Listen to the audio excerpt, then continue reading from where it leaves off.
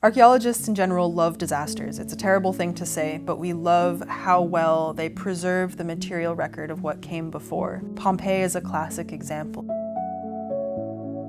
The problem is we forget to pay attention to what happens after the events that caused it.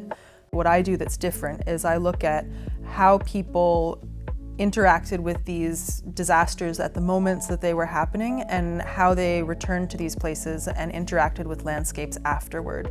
I work both in the ancient Mediterranean but also the contemporary Caribbean. And my research specifically is focused on the Caribbean island of Montserrat, where there's a community that's been facing an active volcano for the last 30 years.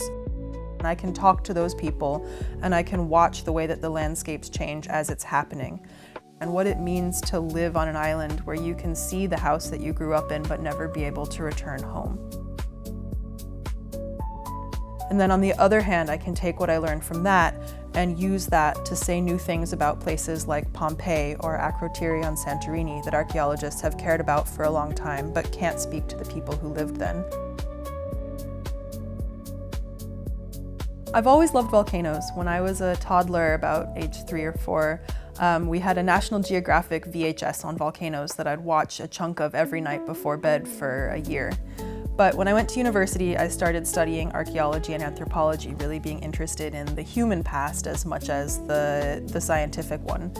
And it wasn't until I got to grad school when, through happenstance, I ended up on an archaeological project on a volcanic island that I realized that I could pull these two things together and study that interaction between humans and volcanoes and the landscape.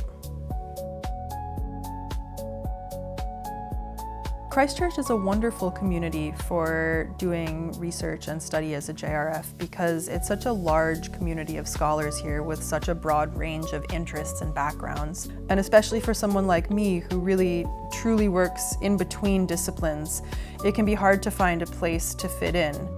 But at Christchurch, this kind of interdisciplinarity is expected.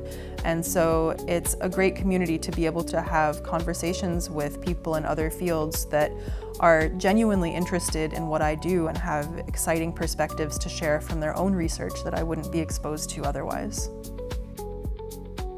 My advice to someone who's considering applying for a junior research fellowship here at Christchurch is to just do it. I had no confidence that I'd be able to get something as amazing and competitive as this position. It might be difficult to get it if you apply, but it's impossible if you don't. So I really recommend just trusting yourself and going for it.